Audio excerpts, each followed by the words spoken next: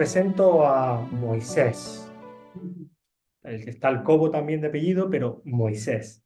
Y es un regalo para nosotros, un honor, y estoy encantado de que venga a regalarse, porque he estado buscando durante todos estos años, he estado buscando a la persona clave que podía enseñarnos exactamente cuál es el siguiente paso para que Empo crezca y que realmente se establezca una base. Entonces, Juanmi nos puso en contacto con él y la verdad es que ha sido una sorpresa gratificante porque este hombre vais a ver que ahora va a empezar a hablar y no está en las tablas, o sea, no está en lo que son. Esto es así, chicos, hay que cumplir estos mandamientos, ¿de acuerdo?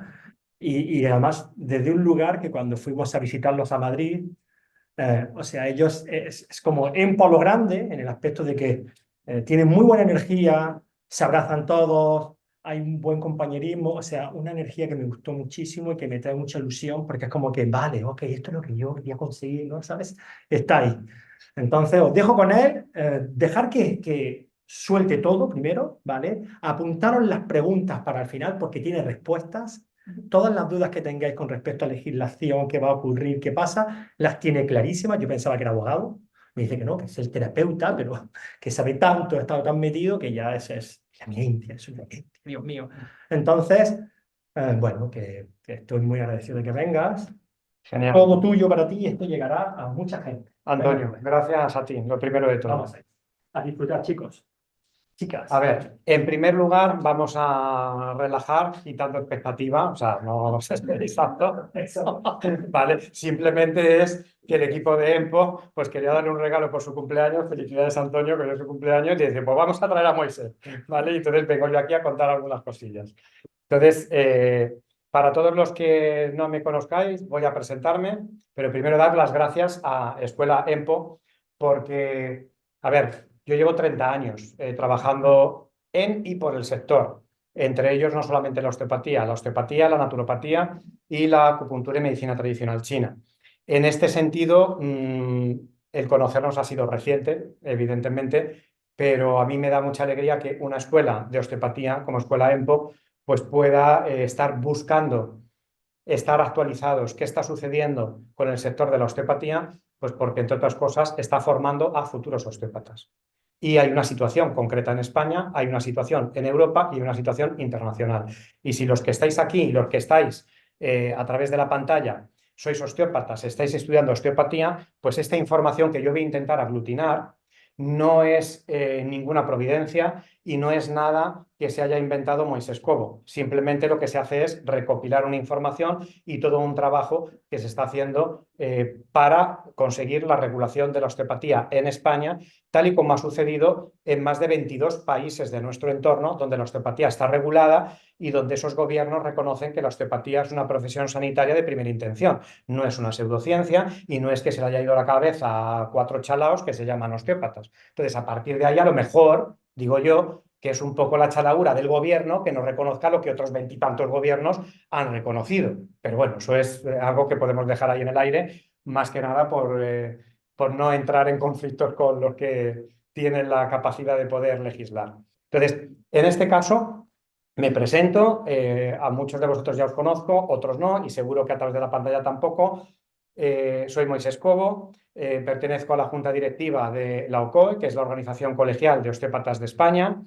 A su vez, soy patrono de la Fundación Europea de Medicina Tradicional Complementaria e Integrativa, que es centro asociado de la Universidad Europea del Atlántico y que tiene tres escuelas principales que, como centro asociado, están impartiendo titulaciones universitarias propias bajo la legislación actual en la Universidad Europea del Atlántico, como es la Escuela Superior de Medicina Tradicional China, la Escuela de Naturopatía y la Escuela de Osteopatía, que pertenecen al Grupo Tubán. Y en este caso, pues yo también en esta etapa pues dirijo Grupo Tubán en ese área de formación.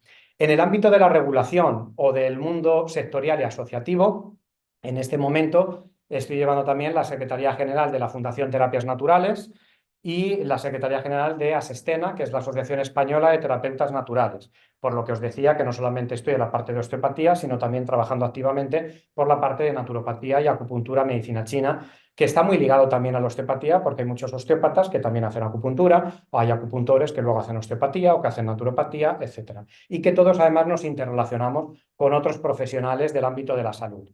Y principalmente lo que aquí nos afecta pues, es el trabajo que estamos haciendo desde la Organización Colegial de Osteópatas de España, que es una asociación profesional que se diferencia de otras asociaciones por dos motivos. Uno, pues porque no es una asociación transversal, donde hay profesionales de todo tipo, sino que es una asociación exclusivamente de personas con formación acreditada en osteopatía. ¿Esto por qué lo recalco? Porque asociaciones a nivel de ámbito nacional hay muchas, pero por la normativa y directiva europea, solamente en un proceso de regulación se puede ser interlocutor en ese proceso si la entidad es sectorial específica del sector que se está regulando. Es decir, solamente puede ser una asociación donde haya osteópatas si hablamos y negociamos de regular la osteopatía. No puede ser una asociación donde hay osteópatas, quiromasajistas, naturópatas, acupuntores, personas que hacen reiki, personas que hacen terapia floral, etc. O sea, estamos hablando solo de una asociación que aglutina en ámbito profesional y legalizada por Ministerio de Interior a personas con formación en osteopatía. Esa sería la primera diferenciación. La segunda diferenciación, y es la más importante, es que desde que se publicó en el Boletín Oficial del Estado en España la norma europea sobre osteopatía, que ahora hablaremos sobre ella, pues OCOE, a su vez, por estatutos, solamente admite miembros que tengan formación acreditada en osteopatía que cumplan la norma europea, que es lo que se ha dado como norma de consenso y que establece qué es la osteopatía, cuál es la formación de un osteópata y el ejercicio de las competencias profesionales del osteópata, tanto a nivel español como a nivel europeo y a nivel internacional. Entonces, eso es lo que diferencia. De ahí que no es una cuestión tanto de cantidad, sino de calidad.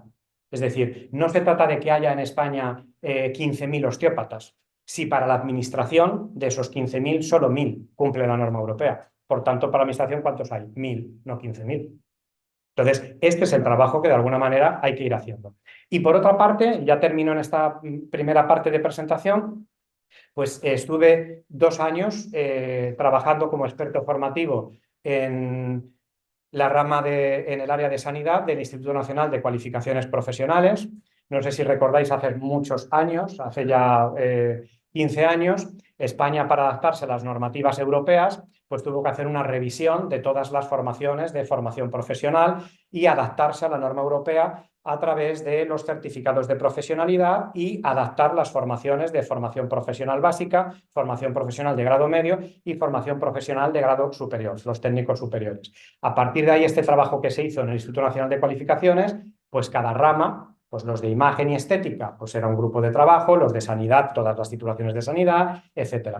Y lo que se hizo no solamente fue revisar las titulaciones, sino detectar formaciones que se estaban llevando a cabo a través de campos de observación para poder regular esas profesiones que estaban sin regular. Os pongo un ejemplo. En mi grupo de trabajo, pues conseguimos detectar diferentes profesiones, entre ellas el quiromasaje, la reflexología podal, el shiatsu, la osteopatía, la naturopatía, la acupuntura y medicina china, pero luego había que determinar qué grado de cualificación tenía cada una de ellas, porque dentro de lo que detectábamos, por ejercicio de competencias, hay muchas que no son de nivel de formación profesional, sino que son de grado universitario. Pues esas, una vez que se detectan, se aprobó que no teníamos competencia desde el Instituto Nacional de Cualificaciones, porque eran las de formación profesional. Pues esas se dejaron para la propia normativa de regulación en el ámbito universitario. Pero las que sí que eran de ámbito profesional, se detectaron profesiones nuevas, también como es la tanatopraxia. Pues ahora mismo los títulos de formación profesional o certificados de profesionalidad de tanatopraxia, que no sé si conocéis lo que es, pues se detectó que había muchas academias que lo que hacían era dar cursos de tanatopraxia, que es preparación de los muertos, para que lleguen al tanatorio y estén estupendamente. Entonces, esto se hacía a través de academias, pues como se puede hacer un curso de quiromasaje, como se puede hacer un curso de reflexología, y nuestra misión desde Sanidad es: detectamos, esto está sucediendo, hay una realidad, pues empezamos a trabajar sobre ello. Todo el trabajo que hacíamos, lógicamente, desde el Ministerio, pasaba por diferentes contrastes, tanto en el Ministerio de Educación como en el Ministerio de Sanidad. ¿Por qué? Pues porque en España cualquier titulación, cualquier ordenación que tenga que ver con el ámbito sanitario, no solamente compete al Ministerio de Educación, sino al Ministerio de Sanidad, que es el que tiene que dar el visto bueno. Y es el que tiene que actualizar su ley de profesiones sanitarias. Hay otras que solamente educación, pero en España hay una situación particular. Y es que incluso para el ejercicio de las profesiones sanitarias es obligada la colegiación. Existen colegios oficiales y el colegio oficial, la administración, lo que le da es la competencia de poder verificar que tú tienes el título correcto, que has hecho la formación y la cualificación adecuada, que vas a tener tu seguro de responsabilidad civil profesional y todo lo que cumple la orden ministerial para ejercer las competencias de ese título. A partir de ahí, esa situación excepcional en las profesiones que son sanitarias afecta también en el ámbito académico. No es solamente que se regule un título, sino que sanidad en esa regulación de competencias tiene que participar. De hecho, para que os hagáis una idea, en los diferentes contrastes se aprobó diferentes pasos, no solamente tanatopraxia, sino tanatopraxia, quiromasaje, por ejemplo, donde hubo bastante polémica desde la rama de sanidad con respecto a los colegios de fisioterapia, que decían cómo se va a regular una titulación de FP de quiromasaje, a incluso los de imagen personal, porque ellos desde estética decían hacemos masaje y esto nos compete a nosotros, esto es nuestro, ¿cómo se va a crear un título nuevo de quiromasaje? Bueno, la imagen personal era fácil, tú haces un masaje con un fin estético, no hay más que hablar, es compatible. Aquí lo que se está haciendo es un masaje con un fin terapéutico. No se consiguió pasar el último filtro del Consejo General de Formación Profesional para poder regular el título. ¿Por qué? Pues porque Sanidad está por medio y dijo, esto, quiromasaje, reflexología podal, tiene que ver con terapias naturales y esto de momento en cuarentena. O sea, nunca ha habido un compromiso por parte de la Administración ni en el ámbito de la FP. Explico esto porque muchos decís, ¿y por qué no se regula la osteopatía como FP si sería mucho más fácil? Ojo con lo porque no es una cuestión solamente de realmente a qué nivel de cualificación pertenece. ¿Queremos regular la osteopatía como un técnico superior? Pues entonces no tendríais la autonomía de ser una profesión de primera intención con capacidad de hacer una evaluación osteopática y la decisión de un tratamiento. Lo que sí que como técnico superior podríais es llevar a cabo las técnicas osteopáticas que os marca un graduado universitario que os va a mandar a esa persona. Pues de la misma manera que un técnico superior en imagen, pues le llega a una persona y le tiene que hacer una radiografía sobre esto o una prueba sobre esto o aquello. Y va a emitir un informe sobre eso. No hace un diagnóstico. Entonces, la osteopatía se quedó para ámbito universitario, pero en FP estuvimos trabajando en todo eso. Y cuando terminé de trabajar esos 2 años, que hubo cosas que se consiguieron y otras que no, empezó el proceso de regulación de Cataluña. Ahora mismo yo estoy en la Escuela EMPO, estamos en Cataluña, en Barcelona, y muchos de vosotros tendréis esta información. Cataluña, una vez más, como ha sucedido en otras situaciones a lo largo de la historia, fue muy valiente y dijo, como comunidad autónoma, y su consellera de salud, Marina Geli, dijo, vamos para adelante y vamos a plantear una regulación. Y durante 2 años se hizo todo un ejercicio de qué es la osteopatía, poner de acuerdo, consensuar competencias. Bueno, aun con todas las disputas y peleas del mundo, se consiguió que se publicara. ¿Qué es lo que sucedió? Que como hablamos de ámbito sanitario, llegó el Ministerio de Sanidad Central y dijo, tú no tienes competencias para regular, te lo tumbo.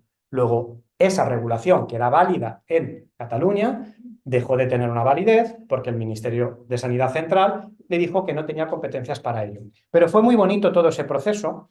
Había varios expertos en ese proceso de regulación durante 2 años en Cataluña que venían de Madrid. Uno de ellos era yo, pues por haber estado como experto en sanidad en el Instituto Nacional de Cualificaciones Profesionales. Y esto sirvió para darnos cuenta que la legislación española, que tiene que recoger todas las directivas europeas, sirvió para darnos cuenta que una regulación pasaba obligatoriamente, además de tener un consenso del sector, que en esa regulación el mayor conflicto fue el propio sector, porque no estaba de acuerdo, y para poder ejecutar esas normas, lo que se determina ante una regulación es que hay un sistema de evaluación y acreditación. Es decir, y esto lo hemos ido viendo en el resto de países que han regulado, que cuando se regula hay una fecha donde se dice, a partir de ahora, quien va a ser osteópata, pues si es de ámbito universitario, como ha sucedido por ejemplo en Portugal, en la que también he participado activamente en esa regulación, a partir de que se publica, un alumno que se plantea hacer osteopatía y convertirse en osteópata, pues podrá decidir si en una universidad pública o privada. No más, porque ya es de ámbito universitario. Por tanto, ¿qué es lo que nos puede pasar si hay una regulación? Pues que hay que cumplir las directivas de si tiene un nivel de cualificación universitario, ¿dónde uno lo va a estudiar? Bueno, aquí hoy en día en España nadie se plantea que si quiere hacer el grado de nutrición humana o que si quiere hacer enfermería o que si quiere hacer fisioterapia, pues lo que tiene que determinar es ¿me voy a una pública o a una privada? Si me voy a una pública tengo que hacer la BAU. ¿Me da la nota de corte o no me da la nota de corte? Simplemente. En Portugal, que se ha vivido este proceso, luego no hablamos de una suposición, porque también le afecta a todas las directivas europeas, o por ejemplo recientemente en Italia, que este curso 24-25 va a ser el primer año que se dé en la universidad ya, porque sabéis que Italia fue el último país que reguló y después de 2 años de la regulación ya se empieza a dar en la universidad. Pues pensad que desde que se reguló, las universidades tienen que solicitar y cumplir la normativa para dar ese título oficial. Aquí en España tienen que tener la autorización de la ANECA. En Portugal es la agencia A3S. Pues por no extenderme en ese sentido, ha pasado ya muchos años y en este momento solo existen 5 universidades en Portugal que imparten el título oficial de osteopatía. Y las 5 privadas. El que se regule no quiere decir que el sistema que siempre va a poner oposición a esto, te abra las puertas, se meta en la sanidad pública y todas las universidades públicas empiecen a decir, vamos a daros la carrera de osteopatía. Entre otras cosas porque ya dan la carrera de fisioterapia y no van a facilitar que se dé la de osteopatía. Pero hay universidades privadas que sí que, cumpliendo toda la normativa, pueden darlas. Ejemplo, Portugal. Pero tardaron 2 años desde que salió la regulación en Portugal hasta que una universidad consiguió la autorización de la agencia 3 para dar el título oficial. O sea, que no es de inmediato. ¿Qué sucedió nada más publicarse? Pues que en esa regulación las entidades sectoriales, los interlocutores, las universidades que vienen impartiendo formación en esa materia, negocian. Y entonces se establece un sistema de evaluación y acreditación para ¿y qué sucede con los profesionales una vez que se publica la ley que vienen ejerciendo? Eso se contempla. Y entonces se hace un sistema de evaluación y acreditación que se dan 5 años para que tengan, digamos, un tiempo para poder seguir trabajando, es como una célula provisional para poder trabajar y presentar ante ese sistema quién es cada uno. Y entonces uno dice, pues mira, tengo esta formación, llevo tantos años pagando impuestos como osteópata, a su vez he publicado un libro, he publicado 2 artículos con evidencia científica en estas revistas autorizadas, y todo eso va sumando un baremo de puntos. Eso se vivió en la regulación de Cataluña, porque también hubo que hacerlo. ¿Qué es lo que sucede? Que me vuelvo otra vez al caso de Portugal. En el caso de Portugal, como no se habían preparado previamente, pues todo el colectivo que venía trabajando tuvo que hacer procesos porque le faltaban cosas. Y tenían 5 años para poder cumplirlas. ¿Y dónde tienen que hacer lo que les falta? En las universidades, porque ya se ha publicado que eso es universitario.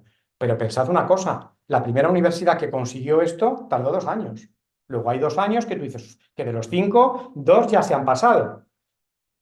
Por eso luego hubo una prórroga de 1 año más, porque se justificó y se consiguió una prórroga. Pero durante ese tiempo tú vas a hacer a la universidad lo que te falta. Y si, llegado el tiempo que se ha dado, tú cumples, esa célula provisional se convierte en definitiva y tú vas a seguir siendo ya un osteópata legal en ese país porque se ha regulado y tus competencias profesionales han quedado cualificadas. Pero esto es directiva europea. Ojo, ¿por qué en España estamos haciendo desde la OCOE toda esta divulgación?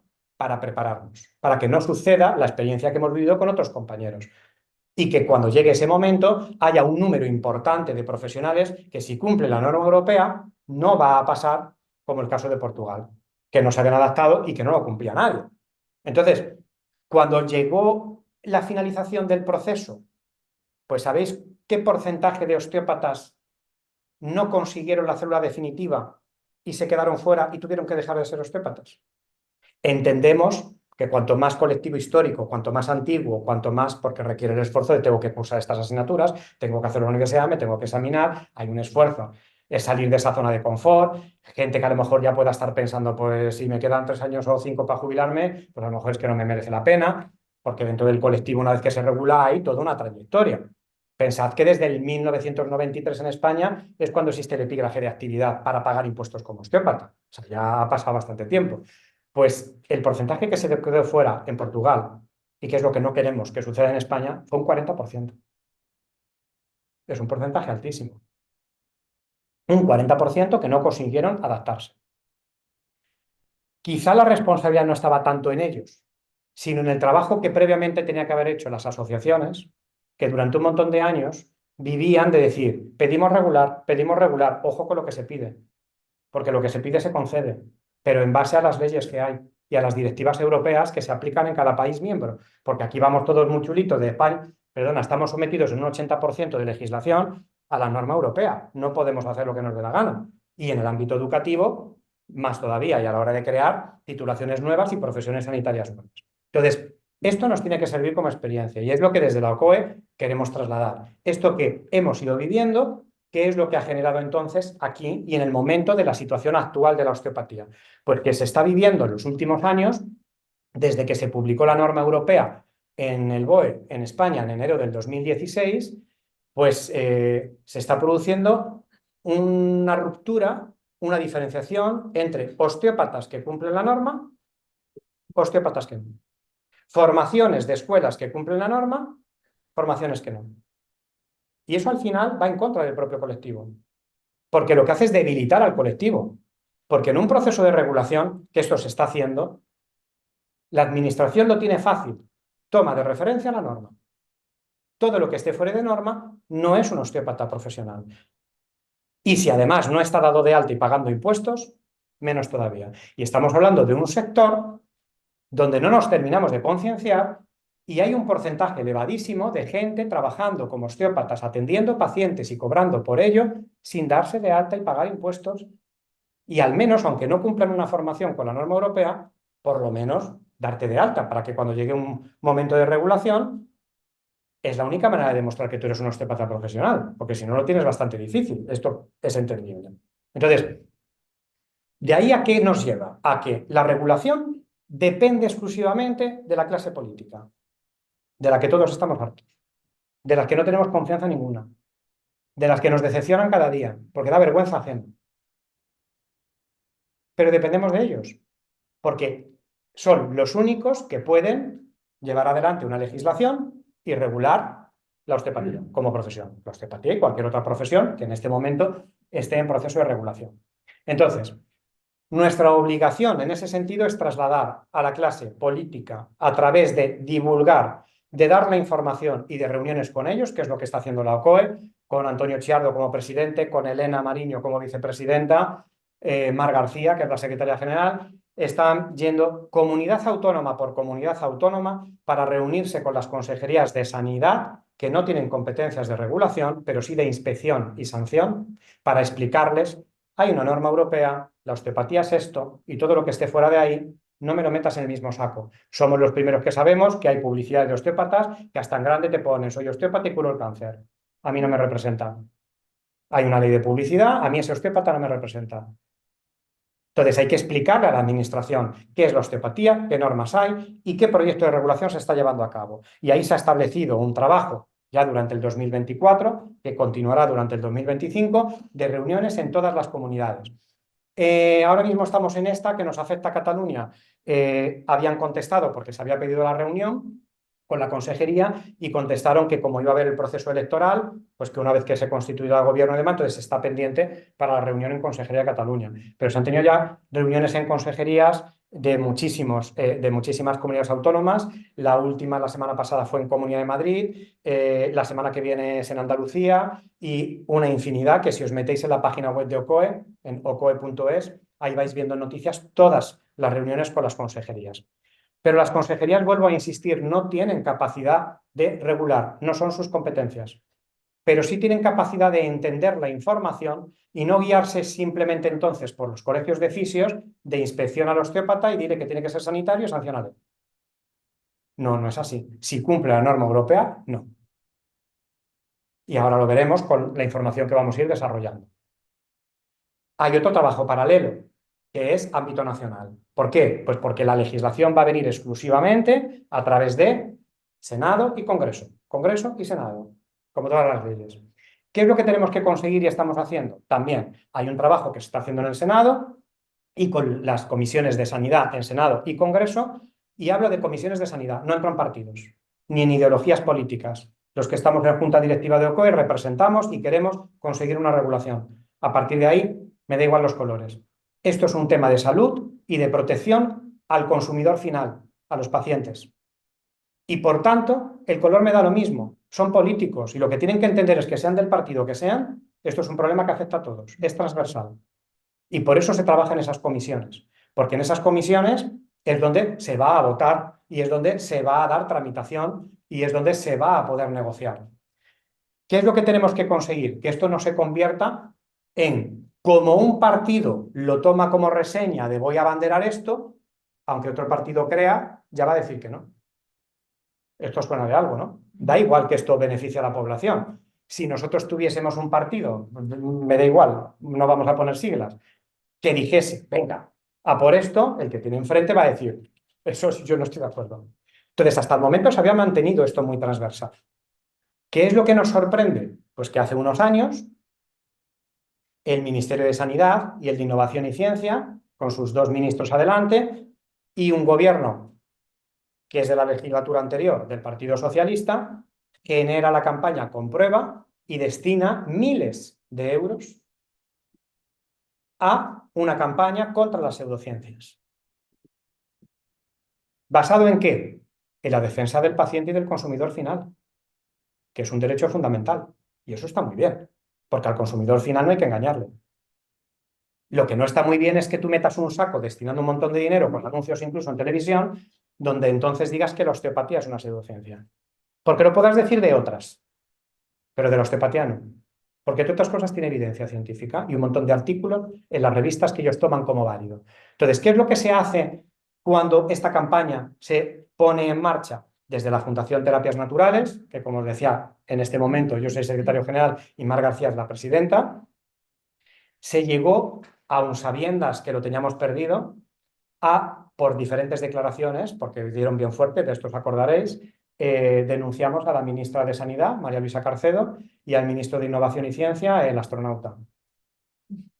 Y les pusimos una querella. Sabíamos que lo teníamos perdido, pero lo que no podíamos seguir consintiendo es que cada semana saliesen a hacer declaraciones metiendo esto en el saco. No, porque hay una normativa. Entonces, ¿qué es lo que sucede? Que tú puedes determinar, voy a hacer un trabajo desde la administración para saber si esto es pseudociencia y entonces protejo al consumidor.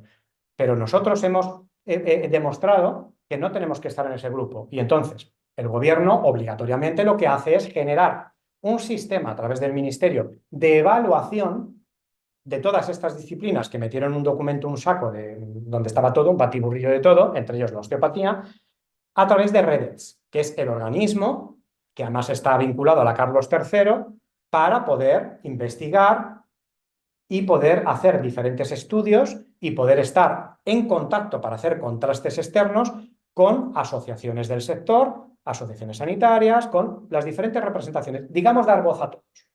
Y entonces a partir de ahí determinan y dicen, oye, vamos a hacer un estudio sobre esta terapia. Y se abre un plazo donde podemos estar argumentando, presentando evidencia y demás. En este momento, ¿por qué digo que la osteopatía no está en el saco de las pseudociencias? Que en su momento lo estuvo cuando inició esta campaña. Pues porque con todo el movimiento que, entre otros, hizo la OCOE, lo que conseguimos es que el ministerio, que si os metéis esto es información pública, tenga una carpeta donde, de los que ya ha hecho estudio, ya tiene sus conclusiones. Y algunos han determinado que son pseudociencias. Estemos de acuerdo nosotros. Pero hay otros que no. Y hay otra gran carpeta, que esta es la pelota que quema, que de momento pues, parece que tanta prisa que tenían está en un cajón parado. Hay una carpeta que están en evaluación. Es decir, si de momento está en evaluación y ya tienes una carpeta que hay análisis donde estas sí son pseudociencia, la osteopatía de momento no lo es, porque está en evaluación. Y tienen todos los informes y toda la evidencia y el resultado es, evidentemente, no será una pseudoterapia. Pero de momento está en evaluación. Entonces, por esto lo aclaro, para que por favor No digamos, porque hay muchos foros que la osteopatía es una pseudociencia. No, ni para la propia administración, porque está la carpeta, está en evaluación.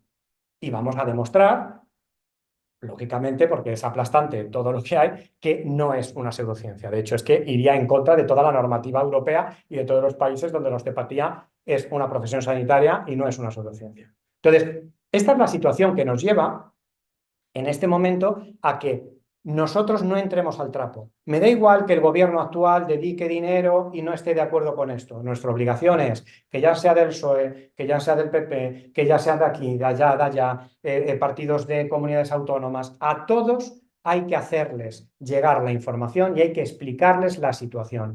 Y cuando todos ven la situación y lo que hay en nuestro entorno, porque muchos de ellos no conocen esto, no conocen la osteopatía y tienen toda la información, se quedan sorprendidos, porque estamos hablando de legislación y de directiva europea. Entonces, para no equivocarme, ante esta situación actual que estamos viviendo, todo apunta a que vamos a conseguir una regulación, que damos una información, que conseguimos diferentes pasos si cumplimos la norma europea. ¿Vale? Entonces, en este momento en Europa, ya hemos dicho que en España no está regulada, pero España, no regulando la osteopatía y que nuestro entorno la ha regulado, está incumpliendo directivas europeas 2005/36 sobre el reconocimiento de las cualificaciones profesionales. Está incumpliendo la 2014/54 sobre la libre circulación de trabajadores en relación a dicha profesión, al no permitir la movilidad transfronteriza de los osteópatas españoles en Europa en igualdad de condiciones y al revés. ¿Qué se está viviendo? Que osteópatas con titulación oficial y reconocidos en Portugal, en Francia, en Bélgica, en Italia, en Reino Unido, puedo seguir con un montón de países, si vienen a España, que tienen todo su derecho como profesionales, estamos en la Unión Europea, a poder trabajar aquí como osteópatas, se encuentran que no tienen una igualdad de condiciones, porque aquí cualquier persona se puede dar de alta, pagar impuestos como osteópata y no tener ni formación. Esto es lo que sucede en España. Entonces, es otra de las directivas que se está incumpliendo. Y en este caso, sobre todo, hay que decir que parece que el gobierno, me da igual esto o cualquiera que haya estado, lo único que le importa es cobrar impuestos. Es decir, asumo que hay una profesión que no está regulada por ley de profesiones sanitarias. ¿Y por qué lo asumo? Porque genero en el 93 un epígrafe de actividad económica para el autónomo, que es el epígrafe 841, y un epígrafe para las empresas, que es el 944, para poder contratar y tener actividad en el ámbito de la osteopatía, de la naturopatía, de la acupuntura, como profesión parasanitaria. Y esto se crea así en el 93. Luego ya estoy reconociendo implícitamente de esta actividad profesional existe, pero de momento no está regulada sus competencias a través de ningún título. Pero yo de momento ya voy a empezar a cobrar impuestos y luego ya veremos. Claro, ¿qué es lo que sucede? Que como hay diferentes directivas europeas y que con respecto a las cualificaciones profesionales y de las actividades económicas, como yo os decía antes, España se ha tenido que adaptar, pues hay en una fecha determinada donde ya trabajamos con códigos CENAE, que es la normalización de toda Europa. De hecho, tú hoy en día, si te vas a dar de alta como autónomo o si tú creas una empresa, la actividad ya no es que tú la describas, tienes que dar el código CENAE. Y en este momento, ¿dónde está este epígrafe 841 o 944? En el código CENAE 8690 de otras actividades sanitarias.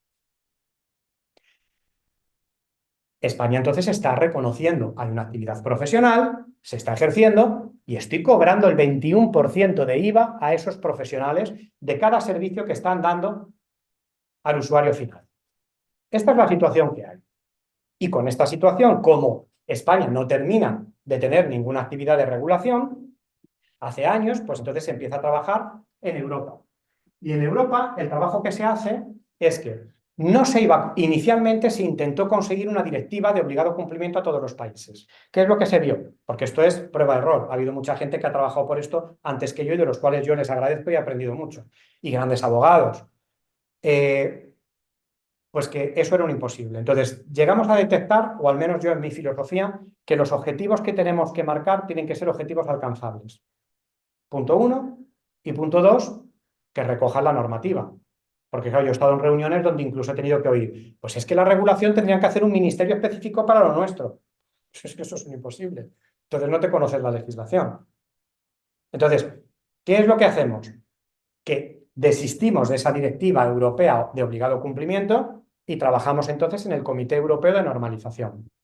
El Comité Europeo de Normalización, bajo el trabajo de la Federación de Osteópatas de España y los compañeros del resto de federaciones europeas, consiguen la norma sobre prestación de asistencia sanitaria en osteopatía en diciembre del 2015. Esto es un antes y un después. Esto es lo que nos lleva a una situación de ahora. 2015. Y estamos en 2024. Esta normativa europea, estamos hablando que la realiza después de varios años de consenso los miembros del Comité Europeo de Normalización, que están sometidos al reglamento interior de la CEN y de la CENELEC, que define las condiciones dentro de las cuales debe adoptarse sin modificación la norma europea como norma nacional. ¿Por qué? Pues porque los miembros de la CEN, entre ellos está España. O sea, otra incongruencia. España está participando en el Comité Europeo de Normalización para sacar una norma sobre la prestación de asistencia sanitaria en osteopatía, pero en España no hace el movimiento para regular y dar las condiciones de garantía al profesional de la osteopatía y al paciente que quiere elegir un osteópata. Pues esto se aprueba y España entonces hace la traducción de su norma, porque está obligado como miembro del Comité Europeo de Normalización, a través de AENOR, hace la traducción de la norma al español sin modificación, no se puede modificar nada, y se publica en España en el BOE en enero del 2016. A partir de ahí es donde entonces ya, que sí que existe publicada, la norma no es de obligado cumplimiento, pero la norma sí es lo que va a tomar como referencia los diferentes países que no habían regulado la osteopatía, las diferentes asociaciones profesionales y todo lo que va al desempeño de esa profesión. Entonces, a partir de ahí, a diferencia de otras normas europeas, esta norma recoge, además de la descripción de la osteopatía, que puede parecer una tontería, pero que tú en el sector preguntabas qué es la osteopatía, uno te decía una cosa, otro otra, otra. O sea, ni el propio colectivo estaba de acuerdo qué es la osteopatía. Entonces, nosotros podremos estar de acuerdo con más o menos con el 100% del texto de la norma. Pues a lo mejor si yo lo hubiese hecho, o a día de hoy que las cosas evolucionan, esto luego tiene revisiones, ¿no? Pues se cambiarían cosas, pero por lo menos ya se dice qué es la osteopatía. Y punto, ya eso no hay que discutirlo. Aquí ya dice qué es la osteopatía. Define toda la práctica clínica. ¿Esto qué quiere decir? Que el desempeño en tu consulta de osteopatía ya lo establece la norma. Entonces, en cuanto a la protección del paciente, en cuanto a la protección de datos, en cuanto a un montón de cosas. ¿Qué es lo que va a servir para que cuando se crea una profesión sanitaria afecta a las consejerías de sanidad de cada comunidad autónoma para darte el permiso y lo que tienes que cumplir como centro sanitario de osteopatía? Pues ya lo establece aquí. No va a haber que discutirlo el día de mañana. Establece la ética. Establece aquí la parte fundamental, la formación y aprendizaje práctico. Es decir, la norma deja ya establecido, siendo conscientes de la variedad y del no consenso que había en Europa, qué formación, qué número de horas, qué modelos osteopáticos, qué programas formativos, para no tener ningún tipo de discusión entre los grandes dioses de la osteopatía que suelen representar a las diferentes escuelas, donde a ver cada uno quién es mejor. Da igual, uno puede escoger uno, puede escoger otro por lo que te llega, por su vibración, por la esencia de esa escuela, pero tiene que haber un hilo conductor donde ya está establecido. De la misma manera que un título oficial, si tú vas a hacer enfermería, queda establecido por orden ministerial qué ciclos, qué asignaturas, qué número de créditos y luego está el porcentaje del carácter propio de cada universidad. Por eso tú puedes determinar, me voy a una pública, me voy a una privada y dentro de esas siempre puede haber alguna diferenciación en algunos créditos o en la forma de llevarlo a cabo o en la energía, en la esencia del proyecto que tenga esa universidad o escuela universitaria. Pero aquí se marca la formación. Esto es muy importante. Y claro, esto es lo que hace que desde la OCOE se haya intentado hacer un trabajo de divulgación porque es una asociación profesional de osteópatas que tienen formación acreditada bajo la norma. No es una asociación de escuelas. Hay mucha gente que se pone en contacto con OCOE y te dice, pero ¿y yo entonces dónde puedo estudiar? No, yo no te voy a dar el nombre. Tú entras si quieres en Internet, infórmate en el sector, pero importante que esas escuelas cumplan la norma europea, porque desde que se publica establecen los que están bajo el cumplimiento y los que no. Y hasta que aquí se oficialice, tenemos que ser claros. Hay gente que a lo mejor hace osteopatía, pues por desarrollo personal, pues porque le gusta, pero el que se va a dedicar profesionalmente a ello tiene que conocer esta información, porque cuando luego termine y vaya a empezar a ejercer, pues por ejemplo no va a poder asociarse a la organización que está llevando como interlocutor la regulación. Pues hombre, yo creo que esto lo afecta a alguien que está haciendo osteopatía, ¿vale? Y ahora, ¿qué dice la norma en lo que respecta a formación? Y tomo esto para leerlo literal porque la jornada se queda grabada, porque quiero ser en ese caso escrupuloso para que luego esto se pueda divulgar. La norma establece dos tipos de formación. La formación tipo 2, que es para gente que ya tiene un título oficial sanitario previo. Título oficial sanitario previo. Un fisioterapeuta, un enfermero, un médico, puedo seguir con más profesionales sanitarios.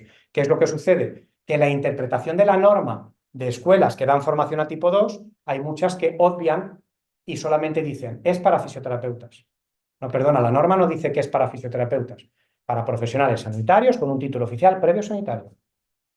Hombre, por competencia, por tradición, por gente que dice, ya he hecho fisioterapia, ahora voy a hacer una segunda carrera para tener más oportunidades laborales, pues tiene sentido que muchos fisioterapeutas quieran hacer osteopatía, pero es una segunda carrera. ¿Y qué establece la norma de tipo 2 en este caso? Que ya los cursos de osteopatía dirigidos a fisioterapeutas dejan de ser un cursillo de 1 año o 2. Lo que te dicen es, como tú ya tienes las asignaturas de ciencias de la salud transversales cursadas, porque has hecho una carrera universitaria, la norma, la tipología 2, lo que te está diciendo es que tienes que cumplir un programa de 2.000 horas, 120, 2.000 horas o 120 créditos ECTS, porque esos titulados lo que van a hacer es formación adicional de ámbito de posgrado, en un mínimo de 4 años, incluyendo práctica clínica supervisada. Claro, esto ha tenido un cambio, que vosotros a lo mejor habéis ido viviendo, y es que los últimos años, desde que esta norma sale, las escuelas que daban formación solo a fisioterapeutas han vivido una transformación. ¿Por qué? Porque la formación a un fisio pasa a ser 4 años y marca un programa y un número de horas. Es decir, que un fisio después de 4 años de grado, 60 ECTS cada año en su universidad, si quiere ser osteopata tiene que hacer 4 años más. Menos cantidad lectiva, pero durante 4 años. Porque tiene que hacer toda la materia específica osteopática más la práctica clínica. ¿Y por qué en el Comité Europeo de Normalización se consensuó con un mínimo de 4 años? Porque se consideraba que la práctica específica de la osteopatía y para garantizar y no perder la esencia de la práctica de la osteopatía, la secuencia tendría que ser en 4. Tú no puedes meter la experiencia de todo lo que tienes que llevar en camilla en un curso o en 2. Y ahí hay que tratar de la misma manera al que es titulado sanitario, al que no lo es, en lo específico de osteopatía. Por eso se puso en un mínimo de 4. La vivencia que ha habido en el ámbito de las escuelas que daban formación exclusivamente a fisioterapeutas, pues creo que la estáis viviendo, tiene muchas dificultades y de las 5 referentes que había en España, 3 han cerrado. Porque claro, ya no es me hago un cursillo, entonces ahora a lo mejor un fisio, si de verdad no tiene la vocación de querer ser osteópata, que tiene un concepto y una visión del ser humano o del paciente distinta, porque es una terapia manual integral y holística, pues a lo mejor se hace un máster de formación permanente de terapia no invasiva o de terapia invasiva o de suelo pélvico de fisioterapia. Entonces se ha reducido mucha demanda en ese perfil. El otro perfil que establece la norma, ¿cuál es? El tipo 1. El tipo 1, ¿a quién está dirigido? A personas que pueden acceder a estudios de educación superior. Los estudios de educación superior en Europa están consensuados, están por directiva europea, y los estudios de educación superior, ¿quiénes los pueden impartir? Las universidades y escuelas universitarias o centros adscritos. Y son los que imparten con una metodología que, para unificar toda Europa y no tener que andar convalidando y homologando títulos, se establece en un sistema de transferencia de créditos europeo, que son los créditos ECTS, European Credit Transfer System. Es un sistema que cursando a través de ahí, ya uno puede moverse por el espacio europeo sin tener que convalidar y homologar el título. Solo cumplir la normativa de ejercicio profesional. Pues, por ejemplo, a nosotros nos vino un fisioterapeuta de Francia y viene a España y no tiene que homologar el título. ¿Pero qué tiene que hacer de forma obligatoria para ejercer como fisioterapeuta? Porque es una profesión sanitaria que en España, como directiva, dice que se tiene que colegiar. Porque se le da la potestad al colegio oficial para verificar su cualificación, su titulación, etcétera. Ese entonces no tiene que hacer convalidación o homologación, viene, se colegia y ya puede ejercer en España. Al revés igual, ¿vale? Entonces, este sistema lo que hace es que en el ámbito académico establece un sistema igual para todos. Y entonces el tipo 1 en osteopatía determina que va dirigido a personas, para entendernos, que van a hacer la carrera de osteopatía desde cero. Por tanto, tienen que cumplir, poder acceder a estudios universitarios. ¿Y qué se marca en este momento para poder acceder a estudios de educación superior? Bachillerato actual, formación profesional de segundo grado, acceso a la universidad para mayores de 25 años, o si se está haciendo en la universidad, existen programas de personas que puedan demostrar más de 3 años de ejercicio profesional en la materia y que si tienen más de 40 años, la universidad le da el acceso directo. ¿Por qué? Pues porque esto, la última ley de universidades, lo que hace es promover sectores donde hay gente más mayor que está trabajando pero que no hizo la carrera y que en este momento le da la oportunidad de poder hacer una formación universitaria y obtener una acreditación universitaria. Esto es lo que marca el tipo 1. ¿Y qué dice además el tipo 1 con respecto al número de horas? A ver, aquí quiero ser claro con la norma porque hay personas que hacen la interpretación de la norma de aquella manera. Hay que tener en cuenta que esto fue trabajo de años, un consenso en el Comité Europeo de Normalización, que a día de hoy ya hay muchísimos países que han regulado y que lógicamente, pues ¿dónde se imparte la osteopatía? En las universidades y ya está. Pero estamos hablando que en los momentos de regulación hay que contemplar que la osteopatía se imparte en academias, que no pueden acreditar créditos ECTS, sino ¿qué puede acreditar una academia? Horas lectivas. Entonces, la norma dice que los modelos de educación superior, ¿vale?, incluyendo las definiciones de las horas de docencia, de aprendizaje y presenciales, varían en función del país europeo. Y los requisitos para un programa tipo 1, ¿vale?, deben cumplir no menos de 4.800 horas, esto es punto A, punto B, no menos de 240 créditos del Sistema Europeo de Transferencia de Créditos, ECTS, con un mínimo de 60 créditos ECTS de nivel de segundo ciclo. Este es el punto B. Y el punto C, una cualificación de nivel de máster, venga o no precedida por una cualificación a nivel de licenciado separada. ¿Esto qué quiere decir? La norma nos dice que hay que cumplir 2 de los 3. Da igual cuál sumes, el A más B o el B más C o el A más C. En la práctica, ¿qué quiere decir? Que aquí es donde viene el tema de la interpretación. En la práctica lo que viene a decir es, si tú eres una academia, como no puedes expedir créditos ECTS sino horas, te quedas con el punto A. Si tú eres universidad, te quedas con el punto B. Y en el punto C afecta tanto a unos como a otros. Y es que tiene que haber, además de la formación base de osteopatía, el nivel de máster, que es un posgrado. ¿De acuerdo?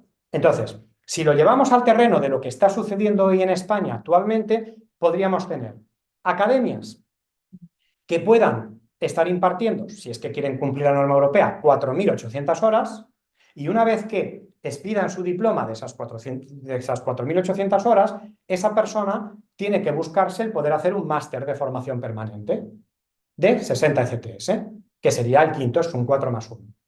El que ya lo está haciendo en una universidad o escuela universitaria, si lo hace en algunos países de Europa donde ya está legalizado, pues se va a tener que matricular allí, vivir allí durante 4 años y matricularse a hacer su carrera y terminará con el título oficial. Pero si lo hace en España, ¿cuál es el máximo legal que tenemos hasta que haya una regulación? Y marca la ley de universidades. Pues que las universidades pueden impartir titulaciones universitarias oficiales, marcadas por orden ministerial y con autorización de la ANECA, o titulaciones universitarias propias, por Real Decreto en marzo del año pasado, 2023, donde regula que todas las universidades, como tienen una normativa para los títulos propios que emiten créditos ECTS. Entonces, en este momento existen universidades en España que están dando formación en osteopatía con créditos ECTS con titulación universitaria propia. Estaría entonces en este punto. Pero el que está haciendo los 4 años de estudios superiores de osteopatía con 240 créditos ECTS, también para cumplir 2 de los 3 puntos, tiene que hacer un máster de formación permanente con 60 ECTS. Luego, tanto unos como otros están en 4+1. ¿Dónde viene la dificultad? Pues que las academias que en este momento están impartiendo osteopatía no están impartiendo 4.800 horas. Por tanto, sus alumnos terminan y no están dentro de la norma europea. Esa es la realidad. Y impartir 4.800 horas, ¿a qué es equivalente? A lo que marca Europa, un full time. Tú tendrías que estar viniendo los 4 años todos los días de lunes a viernes. Y ahí tendrías además incluida la práctica clínica. Entonces, esto es lo que marca la norma. Luego entraremos en qué se hace, cómo nos podemos adaptar, las vías de transición que hay que dar en el colectivo para no dejar fuera a nadie. Pero esto es lo que marca la norma. Entonces, ¿qué es lo que nos estamos encontrando? Que la norma que marca esto hace que la dificultad de llevar a cabo los estudios, incluso para el tipo 2, que es para sanitarios, que aparentemente podría ser fácil, se está viendo que escuelas se están cerrando. Y que los potenciales alumnos que quieren acceder a la osteopatía, puesto que la información cada vez es más global, se lo piensan porque dicen, o me tengo que hacer una carrera en estas circunstancias y en un sector que todavía no está regulado y que está en proceso, pero que me supone un número de horas y un esfuerzo full time, con formaciones que en este caso se pueden dar semipresenciales. O sea, por ejemplo, existen formaciones donde estás con la universidad, campus virtual de la universidad, más clases online, que son de interacción en directo con el profesor, más clases presenciales lunes, miércoles y viernes. Eso es un full time. Lunes, miércoles y viernes es presencial, el equivalente de martes y jueves por número de horas son online. Esto, por ejemplo, hay escuelas que lo están haciendo, universidades privadas que lo están haciendo en este momento en España. Claro, todo lo que esté fuera de eso, tenemos que permitir transiciones para que se pueda cumplir la norma. ¿Y por qué es importante que se pueda cumplir la norma? Porque es la única vía, documento de consenso que los políticos que tienen que regular aceptan, que la Organización Colegial de Osteópatas es la que tiene que permitir para conseguir una regulación. No por 200.000 osteópatas, no es una cuestión de número, no es una cuestión de cantidad, sino de calidad. Sabéis que en el ámbito profesional y universitario se han conseguido negociar cosas con la administración para colectivos concretos, pero que tienen que tener o tienen que estar cumpliendo una serie de parámetros. Entonces, aquí ya no hay discusión en el colectivo. Nosotros no vamos a entrar en qué es la osteopatía ni cómo tienen que ser los cursos, ya lo dice ahí. Otra cosa es que con esta información los directores de escuelas decidan llevarlo a cabo o mirar para otro lado. Y hay directores de escuelas a los que nosotros desde la COE siempre damos la mano y la bienvenida, como en este caso a la Escuela de Empo y Antonio, pues que se han interesado por esto y nuestra obligación es ir, igual que estamos yendo a las consejerías, vamos a las escuelas, damos la información. ¿Por qué? Pues porque aunque esto salió en enero del 2016 y se han hecho muchas reuniones y muchos intentos de que las escuelas cumplan y se aglutinen, nunca es tarde. Siempre estamos abiertos a que sea una cuestión de suma y de permitir esas transiciones para que esas escuelas tengan todo el asesoramiento del mundo y que sus alumnos puedan tener validado procesos de adaptación para que no pierdan todo lo que han hecho. Porque la otra, ¿cuál es? No vale lo que estáis haciendo y empiezas de cero. Eso tampoco estaría ayudando al propio colectivo. Entonces, la norma es lo fundamental. Y fijaos que hay algo que nos decían que parecía imposible y que creo que ratifica y es un otro antes y después en España que establece, digamos, osteópatas de primera división, que no se entienda esto mal, y de otras divisiones. Los de primera división son los que cumplen la norma, porque a nosotros hace años, liderando todo este proyecto, nos llamaban locos, porque había ciertas cosas que decían, es imposible que lo vayáis a conseguir. Yo tengo que dar agradecimiento a los equipos jurídicos que tenemos y que, en este caso, por mi condición de director del Grupo Tubán y patrono de la Fundación y de la Universidad Europea del Atlántico, hemos podido utilizar y seguimos utilizando todos esos equipos jurídicos, que si no económicamente no se lo habría podido permitir el sector nunca, para ir dando los pasos con respecto a la normativa y el único camino que hay.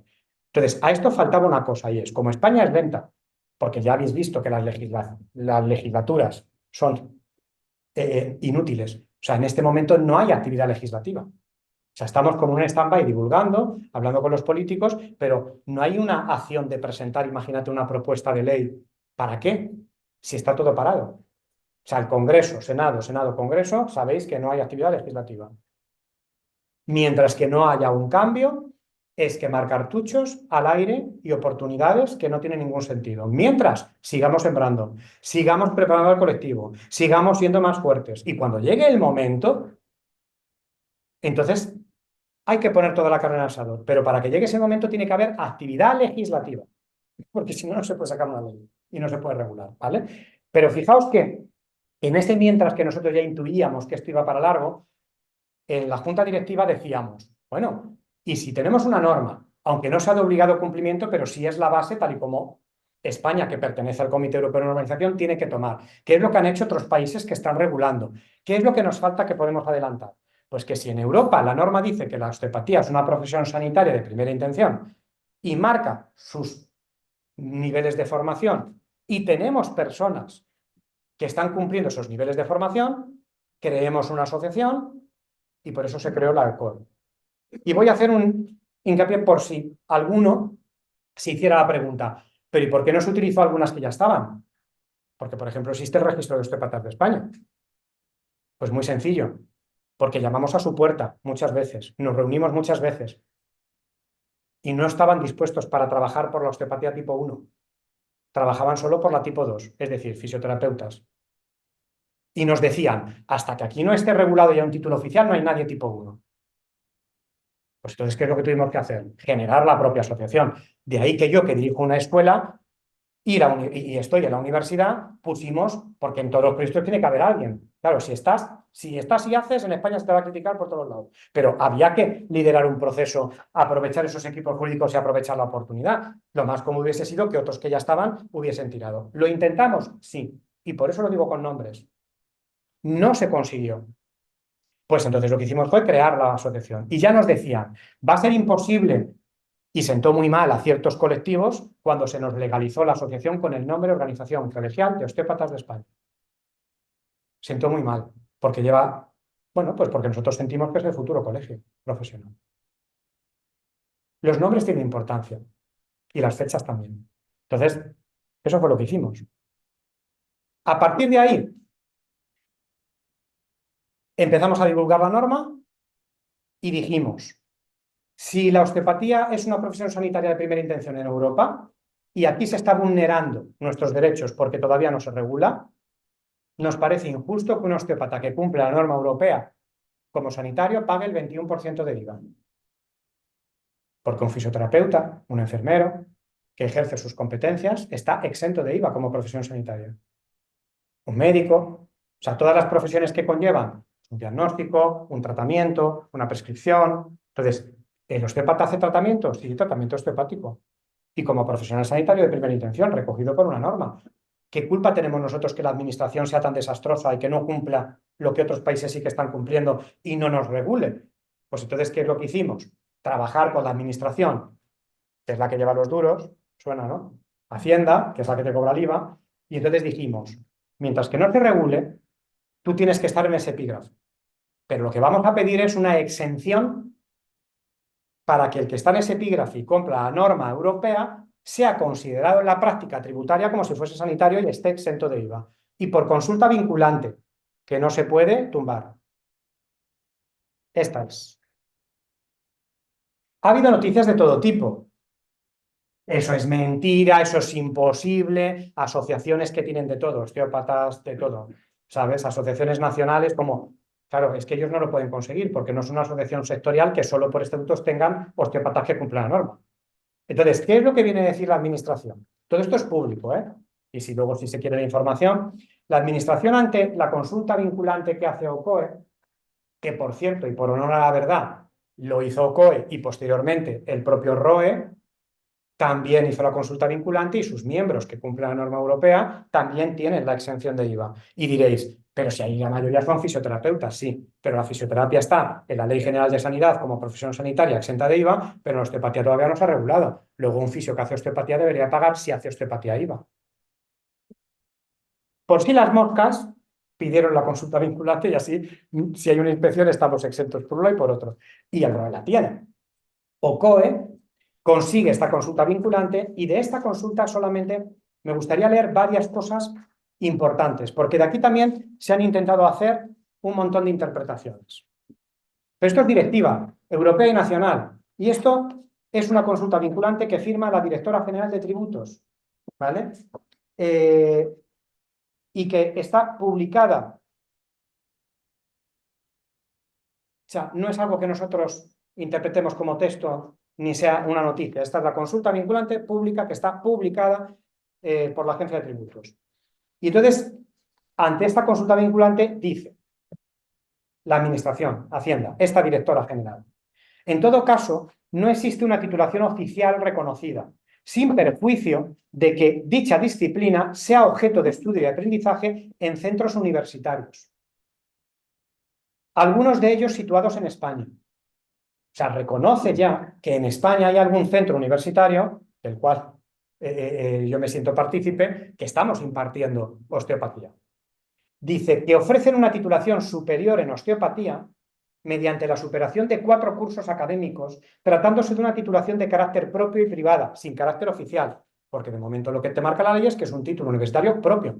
Hasta que no haya una regulación, no puede existir como título universitario oficial, que se pediría a la ANECA, que la propia ley de universidades ya contempla que una universidad que está impartiendo una titulación universitaria propia con el formato equivalente a un grado, cuando se regula, la propia universidad tiene 2 cosas. O puede solicitar la equivalencia del título universitario propio, título universitario oficial, eso es la universidad, no cada uno de vosotros, o se persona en la regulación como interlocutor para que ya la propia ley le reconozca de ellos. Los que están titulados por esta entidad que tengan estos créditos directamente ya están autorizados. Pues como ha sucedido con otros colectivos. O sea, pensemos que en este momento existen titulaciones universitarias con competencias, pues me viene a la cabeza. En nuestra universidad, por ejemplo, en la Universidad Europea del Atlántico, damos el grado oficial de nutrición humana. Nutrición humana es reciente en la rama sanitaria. Existía el técnico superior y sigue existiendo de formación profesional en dietética y nutrición, pero tenía unas competencias muy limitadas. La asociación empezó a trabajar por, vamos a ver si podemos tener un grado universitario para tener unas competencias mayores, y es reciente. Pero si me voy a otros sectores que no tengan que ver con el sanitario, pues por ejemplo diseño y moda es un título universitario y antes lo daban en academias. Informática es un universitario y lo daban en academias. Arte, todo lo que es la parte de arte dramático y de escenografía y demás, no estaba en la universidad, ahora está. Diseño, 1000 cosas. Suele coincidir que la administración va siempre por detrás de la demanda de la sociedad. Lo que pasa es que es mucho más fácil regular algo que no tenga que ver con la salud, a cuando tenemos que regular con la salud, donde aparte del Ministerio de Educación tiene que estar el Ministerio de Sanidad, y donde además lo que hacéis vosotros o hacemos los osteópatas con nuestras manos tiene mucha parte de tratamiento, de prevención y de ahorro de no dependencia a medicamentos. Y eso la industria farmacéutica como que no les gusta mucho que una profesión sanitaria pueda estar trabajando en ese sentido. Pero nosotros tenemos que colaborar con todos los profesionales que ya están en el ámbito sanitario y en el ámbito de la salud, cada uno con sus competencias. Entonces, ya está reconociendo que en España existe esto. Ahora dice, no obstante, como se ha señalado, el Tribunal de Justicia manifiesta que en relación con la aplicación de la exención a la práctica de la quiropráctica y la osteopatía, porque ya hicimos consulta de una y de otra, dicha exención no queda subordinada a que la titulación para la práctica de la profesión se encuentre incluida la de los profesionales sanitarios regulados por la legislación del Estado miembro. No obstante, el tribunal señala que será necesario que el profesional que quiera aplicar la exención posea las cualificaciones profesionales requeridas. ¿Qué quiere decir este párrafo? Es decir, no es obligatorio que tú tengas que tener una titulación previa sanitaria, ¿vale? Dentro de lo que es la profesión sanitaria que ya está regulada, pero sí tienes que tener una cualificación en lo que requiere osteopatía. Si no, no puedes justificarte como osteópata. Y luego dice, a efectos, a nivel europeo, se aprobó la norma europea, la UNEN 16686 de 2015, aprobada por el Comité Europeo de Normalización CEN, siguiendo los criterios previamente establecidos por la Organización Mundial de la Salud en su documento, bueno, y da la referencia del documento publicado en 2010, con la finalidad de fijar unos estándares relativos a su educación, formación y práctica a nivel europeo. Está reconociendo, existe una norma europea y ahí establece esto. Para luego decir, los estándares fijados en dicha norma son utilizados por instituciones universitarias públicas y privadas y también configura un elemento para la acreditación externa de los centros docentes. La misma fue publicada en el Boletín Oficial del Estado el 21 de enero de 2016. Y a partir de aquí dice, en dicha norma se establecen las siguientes vías formativas, lo que os he leído antes. O sea, la administración lo que está recogiendo es, esto existe, está ahí, estos son los niveles de formación, y entonces, al final, ¿qué viene a decir en sus conclusiones? Que en este sentido, según manifiesta la consultante en su escrito, que es la OCOE, la Organización Colegial de Osteópatas de España, sus miembros disponen de un título de osteopatía que cumple la norma europea UNE en 16686-2015, emitido por escuelas europeas o nacionales que se encuentran colegiados en la Organización Colegial de Osteópatas de España. Es decir, lo que está diciendo es, y que hay una asociación que lo que me dice es que tiene titulados, o sea, personas con formación acreditada en osteopatía bajo la norma. Y entonces dice, esto es lo importante, ya termino. En estas circunstancias, siempre que los profesionales colegiados en la organización consultante, es decir, en la OCOE, cuenten con una titulación y cualificación equivalente a los señalados en los párrafos precedentes, será de aplicación la exención contenida en el referido artículo 20.130 de la Ley 37 de 1992, que es la que hace que tenga que pagar un osteópata en ese epígrafe el 21% de IVA. Y dice, lo que comunico con efectos vinculantes conforme a lo dispuesto en el apartado 1 del artículo 89 de la Ley 58/2003 de 17 de diciembre, general tributario. Y esto se comunica, esto, para que os hagáis una idea, la fecha que tiene es el 8 de noviembre de 2021. ¿Os podéis pensar que algo que es tan importante, que es un precedente de que quien de verdad maneja los duros esté admitiendo todo eso? Esto es un punto que no solamente la norma, sino que todo lo que está reconociendo en una regulación, en una explicación a los políticos, en un proceso de evaluación y acreditación, es un punto donde que no te toque justificar si es que ya hay otra parte de la administración que ya ha reconocido todo esto. Y que, por tanto, mientras que España regule o no, si tú reúnes todos estos requisitos, tienes la exención, porque te corresponde. Otra cosa es que ellos de momento no lleven a cabo su responsabilidad y regulen. Y que algo que se publica en noviembre del 2021, ¿sabéis lo que sucedió? Pues que asociaciones que representan exclusivamente a osteópatas dijeron, hay que hacer lo mismo. Y aunque de bajini, no públicamente, nos dieron la enhorabuena. Asociaciones nacionales transversales, pues lo que hicieron fue incluso artículos de que como ellos no lo podían conseguir, eso es mentira, os están engañando. ¿Eso dónde está? Porque claro, se recibió la notificación, pero la publicación no salió hasta los meses. Entonces, claro, es como no puedo acceder. Hubo una polémica tremenda. Una vez más, el mayor enemigo del sector es el propio sector, en un proceso de regulación. Y de verdad que nosotros llegamos a una conclusión. Siempre hemos estado abiertos a colaborar con todo el mundo. Y cuando ya vas pasando por esto decimos, no perdamos foco, entrar en esa vibración, entrar en esa energía, que es lo que quieren, es caer en su trampa. El objetivo es alcanzable. Tenemos los mejores equipos jurídicos. Estamos dando pasos con hechos, no algo que no pueda suceder. Pues sigamos proyectando, vayamos en nuestra línea de trabajo y sigamos explicando. Pero esto es 2021. ¿Cuánto se ha movido el sector para dar a conocer esto? ¿Cuánto nos cuesta que todas las comunidades autónomas tengan esta información? Porque parece que si viene de Madrid, pues en Cataluña como viene de Madrid, no. Pero si viene de Cataluña, pues entonces en el otro no. Pero que esto nos afecta a todos. Que aquí ya hay profesionales que una vez que empezaron a cumplir la norma, que quien tiene la exención, fijaos en lo que dice ahí, es quien tenga 4 años, ya sea 4.800 horas o 240 CTS, más 1 de máster. Cumpliendo eso, puede obtener la exención de IVA. 21% cada trimestre. Vamos, me parece que es interesante, pero hay algo más interesante todavía, que estás en el grupo donde una parte de la administración importantísima te está diciendo que te trato en base a esto, esto y esto como profesional sanitario de primera intención, que es lo que dice la norma europea. Pues no se le da importancia. Y nosotros seguimos dedicando nuestro tiempo personal y viajando por toda España cuando nos lo piden para poder divulgar esta información. Porque dentro de que sea una cuestión de calidad y no de cantidad, cuantos más tengan esa calidad, más preparados estaremos en el momento de la regulación y será muy de orgullo para nosotros que cuando terminen procesos de evaluación y acreditación, en vez de quedarse fuera 40% como en Portugal, pues aquí quede un 10 o un 15%, porque no todos van a cumplir. Yo entiendo que alguien que ya le queda sus últimos años dirá, a lo mejor yo no voy a qué es lo que me falta para poder autorregularme. Las mejores regulaciones, que nunca son inmediatas, son las que hacen trabajos de autorregulación, que es me preparo para que, con perdón, la hostia duela menos. Entonces, a mí hay gente que me dice, ya, Moisés, pero entonces, alguien que está estudiando y demás, ¿qué pasa? ¿Que si no es tal o si no está COE, no va a poder trabajar? Sí, vuelvo a reiterarlo, la regulación es para todos, pero para todos cumpliendo las normas. Entonces, uno, cuanto más preparado esté, estará en mejores condiciones de llegar a meta que uno que no se ha preparado.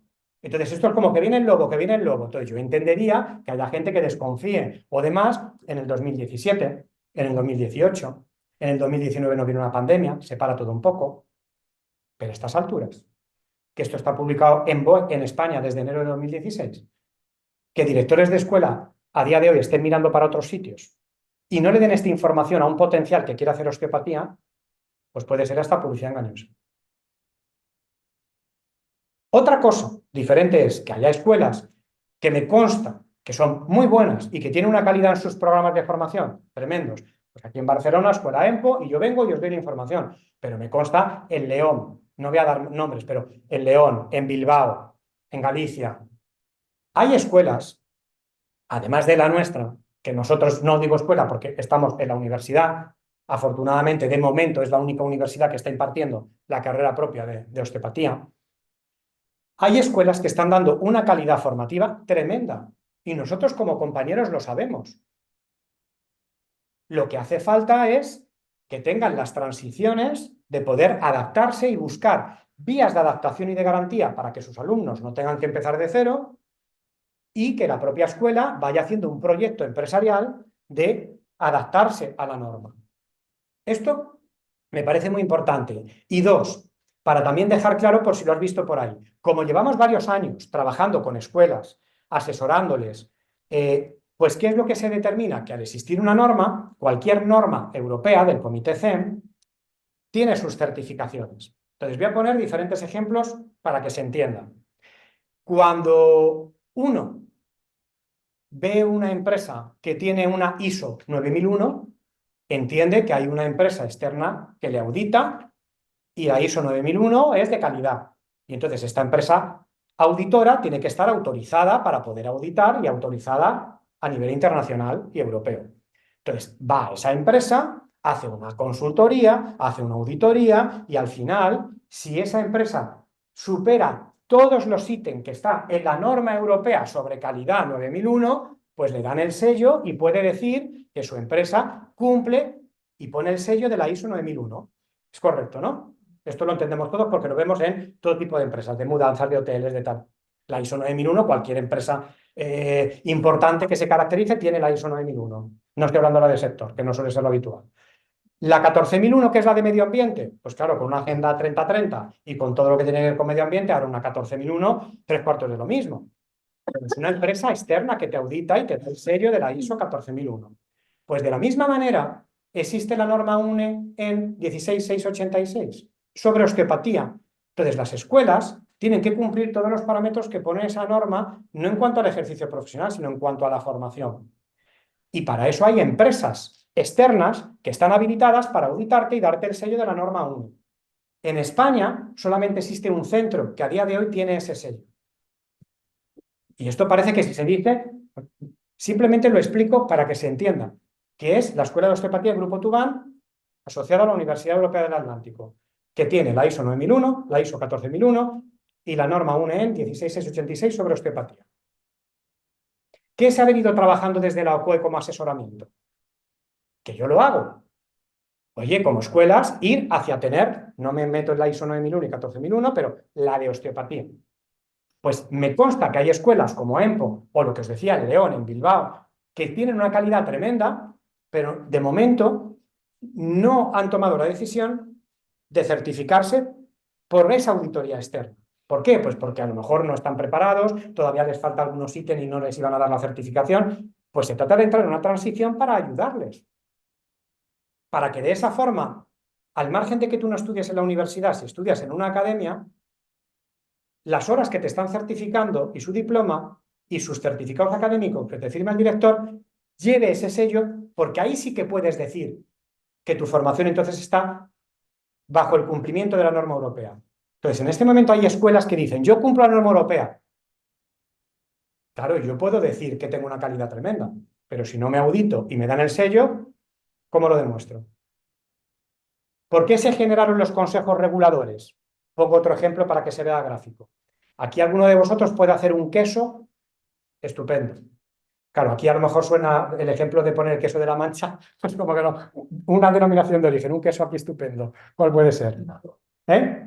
Mató. Vale. Vale. Pues tú imagínate que es un producto lácteo que es de una zona geográfica que está protegida, que tiene una forma de elaboración muy concreta y que para que tú lo puedas vender en los supermercados, en los mercadillos y en todo, y decir que tiene denominación de origen y poner ese sello, tiene que pasar por un consejo regulador que lo que hace es verificar todos esos ítems y te da el sello.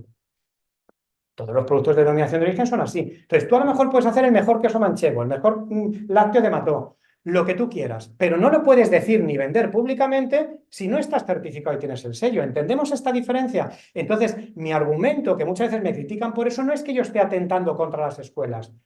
Al revés, os digo, me consta que hay escuelas que no tienen ese sello, que son buenísimas. Vuelvo a reiterar, aquí me invita a EMPO y no vendría a dar esta información un sábado a utilizar mi tiempo si yo no supiese que la formación que se da es de calidad. Y otras escuelas. Pero podemos tomar una responsabilidad y decidir que para el político, para el que legisla, para el propio colectivo, estés con universidad o no, eso es lo que va a permitir adelantarnos a esta regulación y tenerla lo más fácil posible. Pues sí, pero esto ya es una cuestión empresarial. Y OCOE es una asociación de profesionales, no de escuelas, lo que asesora y lo que da como información cuando alguien pregunta, oye, y yo me estoy planteando hacer osteopatía y para yo luego poder entrar en OCOE, lo que marca la norma. Eso sí, asegúrate de que la escuela donde estás reúna los requisitos para que yo luego te pueda decir que entras. Porque luego no te enfades si te digo que no entras, porque no es por una cuestión de preferencia personal, es que los estatutos de OCOE recogen la norma, que es lo que nos está dando la garantía al último capítulo que quiero trasladaros, porque también es bastante polémico en el sector, que es desde el año pasado, imagino que sabréis, que el Consejo General de Colegios de Fisios pues determina que va a inscribir a cada Consejería de Sanidad, que son las que inspeccionan y sancionan, para poder determinarles que la osteopatía es solamente de uso exclusivo de los fisioterapeutas y que en base a una sentencia de una asociación transversal que perdió, pues eso tiene jurisprudencia y que entonces la osteopatía tiene que, el que trabaje osteopatía, cumplir con la normativa de centro sanitario. Esto, imaginaos, lo recibe cada consejería y la consejería, que no tiene por qué saber de qué va esto, que por eso estamos haciendo esas visitas a todas las consejerías, determina y dice, vale, tú eres osteópata, estás trabajando y tienes tu licencia. ¿Y qué es lo que está viviendo el colectivo desde el año pasado? Te inspeccionan y te dicen, usted tiene que cumplir la licencia de centro sanitario, con todo lo que ello supone. Y a partir de ahí entonces levantan un acta. Nosotros desde la OCOE, lo que estamos haciendo es socios que están en OCOE que han recibido este tipo de inspecciones, por supuesto defenderlos, contestar las alegaciones y estamos llevando a cabo todos los procesos. ¿Por qué? Porque tenemos toda la legalidad y toda la información para justificar que la osteopatía, de momento, no está regulada en España como profesión sanitaria, precisamente es lo que defendemos. Pero en el mientras no me puedes pedir que cumpla una normativa de algo que no está. Y que yo sepa, no hay ninguna normativa que diga que la osteopatía es una especialidad de la fisioterapia. Y que yo sepa, existe una norma europea que incluso nos está reconociendo la propia administración, donde hasta nos da una exención a través de consulta vinculante. A partir de ahí, todo esto se hace. ¿Qué es lo que pasa? Que hay muchísimos osteópatas que empiezan a recibir estas inspecciones, pero no son del alcohol porque no pueden estar. Y ahí entonces intentamos hacer una labor desde Asestena, que es la Asociación Española de Terapeutas Naturales. Un osteópata que no cumple la norma es, ¿qué hacemos? ¿Le dejamos colgado? Eso va en contra del propio sector. Lo que hay que hacer es explicar, hay esto y es la transición para adaptarte. Pero mientras tanto, estate en esta asociación donde te vamos a defender igual. Porque si no, estaríamos perjudicando al propio colectivo. Bueno, el año pasado había comunidades autónomas, antes de empezar toda esta labor de reunirnos con todas las comunidades, de incluso 10 y 15 denuncias mensuales. Es muchísimo para un colectivo en porcentaje, en número, ¿no? de osteópatas que hay en España. Y hay comunidades autónomas mucho más activas en ese tipo de denuncias. Afortunadamente, con toda la labor que se está haciendo y bajo el conocimiento de las consejerías, la cosa se ha relajado. ¿Por qué? Pues porque hay que tener en cuenta que las consejerías van a hacer inspecciones de oficio dependiendo de lo que marca la política de la propia consejería. Entonces, claro, cuando se tiene la información, pues todos somos conscientes de que es una situación anómala. Es decir, es que lo que hace falta es que si la administración hiciese lo que tiene que hacer, no estaríamos en esta situación, que están vulnerando nuestros derechos. Pero ¿qué es lo que sucede con aquellas inspecciones de gente que no puede ni justificar una cualificación en base a esto? Pues que defenderlos hace muy difícil. Y estamos viendo cómo hay resultados en esas defensas de los que están cumpliendo la norma a los que no. Porque el argumento que yo he ido contando, que no me lo he inventado, está todo en diferentes normas y publicadas, creo que es muy entendible. Cualquier político dirá, pues es que es la lógica, coño, que no nos dan parido por otro sitio, que hay otras profesiones que se han regulado y que las directivas son las que son. ¿Dónde viene el problema? Que cuanto mayor número de osteópatas que hacen publicidades, porque además, claro, cuanto menos formación, más osado es uno. Suele coincidir así. O sea, hay gente con una irresponsabilidad tremenda que no sabe el daño que hace al resto de compañeros osteópatas, porque te encuentras unas páginas web, unas publicidades en redes sociales, que todo esto es lo que mira cada consejería para levantar la inspección y la denuncia. Y unos rótulos, imagínate si es un local portacalle, que es para que te eches a temblar, porque hasta la propia Ley General de Sanidad no le permite ni anunciar eso a un sanitario, porque eso está completamente regulado. Entonces, defender ese tipo de cosas es indefendible y la sanción le va a llegar. Pero una cosa es que pagues una sanción porque tengas una publicidad mal hecha y tengas que retirarla, y otra cosa es que te digan, y además ya no vas a poder tener la licencia y ejercer como osteópata. Porque no tienes la cualificación correspondiente, porque no puedes demostrar que estás en esa situación. Entonces, esto es muy importante en el que todos estemos a una y cualquier compañero, cualquier osteópata que conozcamos, cualquier persona que está estudiando osteopatía, ya sea en una escuela, ya sea en otra, se comparta esta información, se comparta el vídeo que os vamos a mandar de esta jornada que lo estamos grabando, porque la única manera es sembrar, sembrar, sembrar, divulgar la información. Y luego ya cada uno puede entrar en cuál es mi situación, dónde quiero terminar formándome, dónde puedo completar y hacer una adaptación para lo que me falta.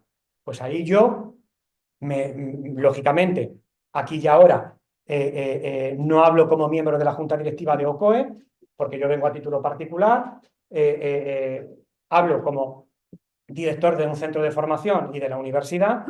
¿Tenemos opciones? Claro.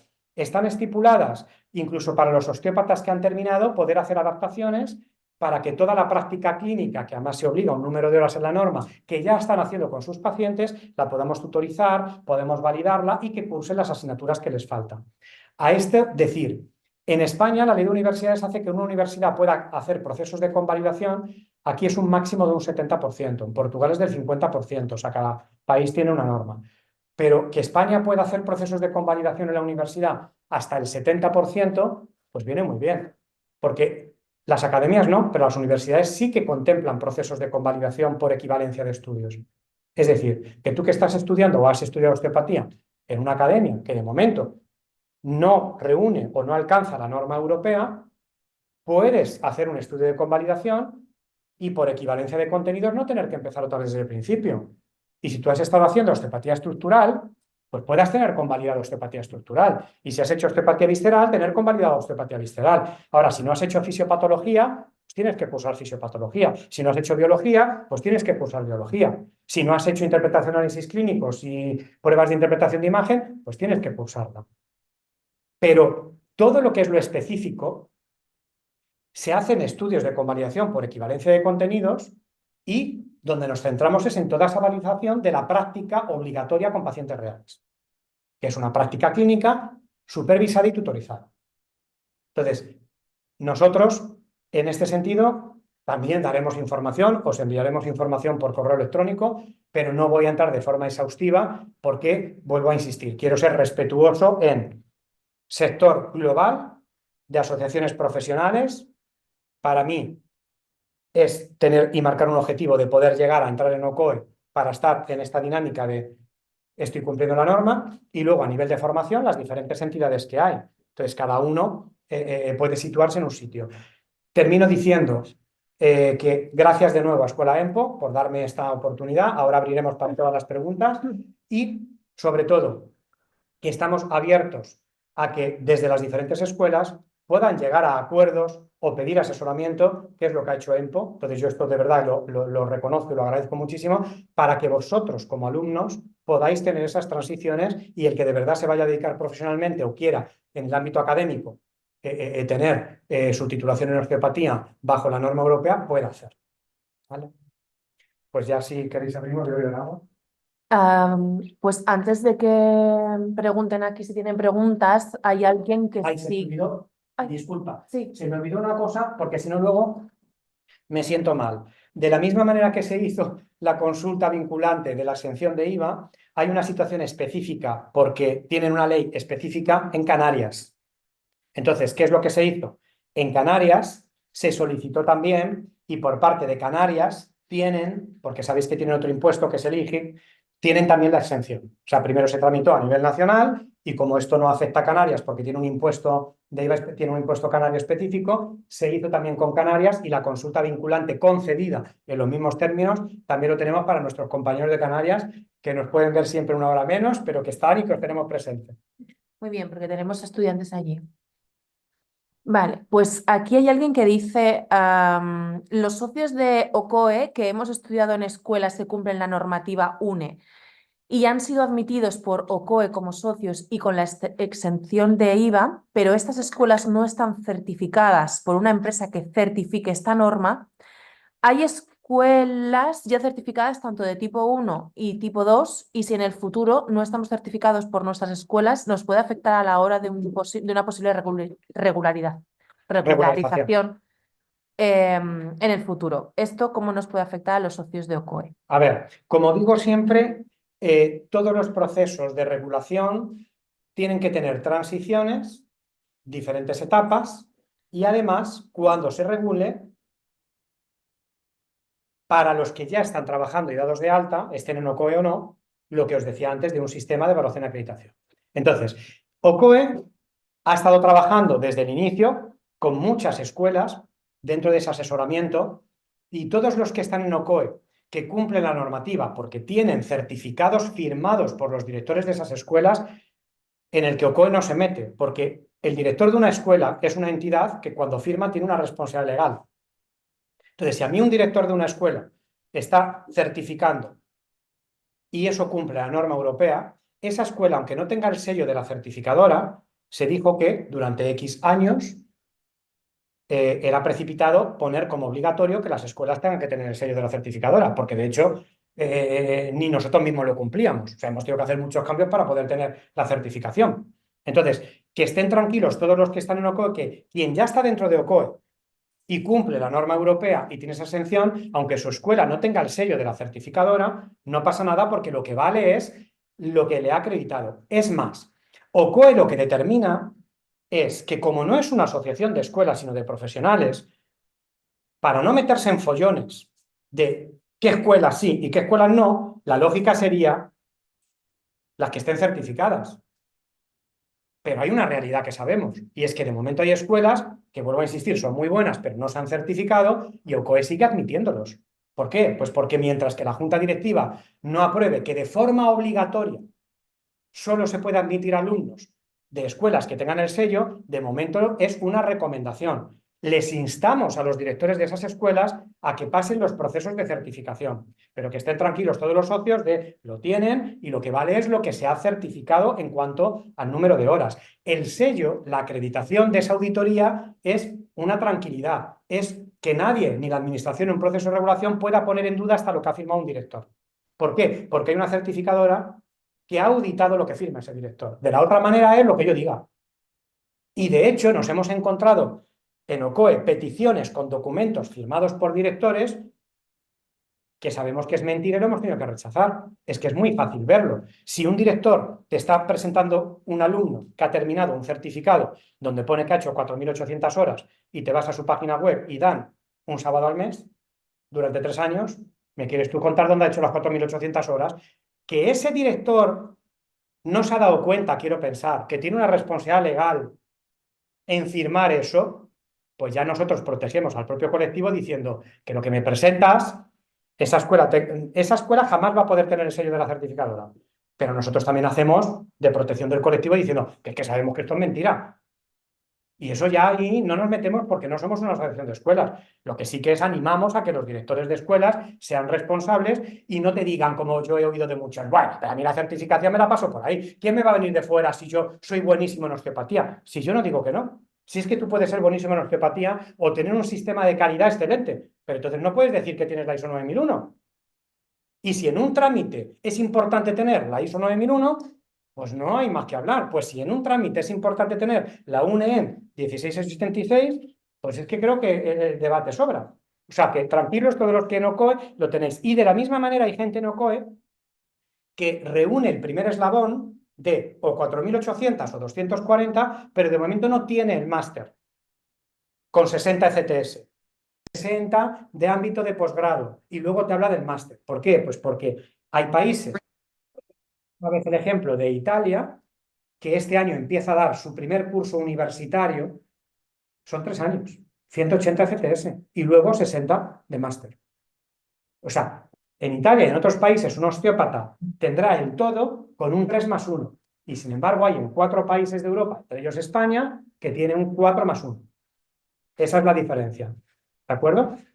Entonces, lo digo para que lo tengáis en cuenta porque siempre prevalece sobre esas directivas, tanto en el ámbito del ejercicio profesional como en el ámbito académico, la legislación de cada país. Entonces, aquí hay que cumplir que sea un 4+1 porque todos los grados son de 4 años, 60 ECTS cada año, total 240 ECTS. Entonces, con ese nivel ya se puede entrar.